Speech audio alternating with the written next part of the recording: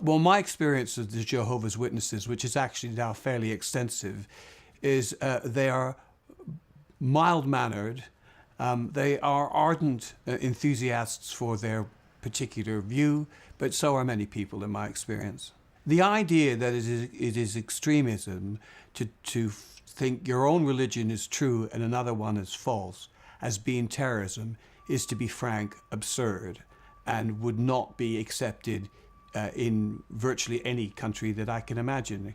I completely agree with the view that it is the Russian government who are behaving extremely in this situation, and that there's nothing in the evidence that I've read in support of the charges brought against the Jehovah's Witnesses which justify labeling it as extremist. Labeling Jehovah's Witnesses as extremists can do nothing to enhance Russia's reputation as a civilized nation.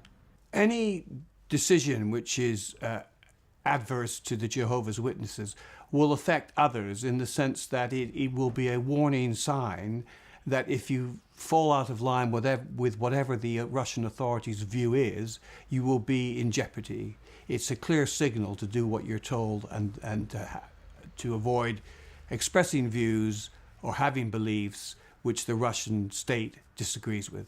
The message which this legislation gives about religious freedom of Russia is an entirely negative one. You can believe whatever you want so long as you believe what I tell you. It's, in my view, a shocking example of a bad law being used for a worse purpose. Clearly, the Jehovah's Witnesses could bring a case before the Strasbourg court. That is, of course, time-consuming and slow, but the draconian and extreme nature of the sanctions being taken against the Jehovah's research, and also their permanent consequences in terms of the confiscation of property, ought to prompt the Strasbourg court into trying to maintain the status quo before a hearing. Clearly, it will be a very testing time, and they will be subject to a higher degree of persecution than they've had to suffer already.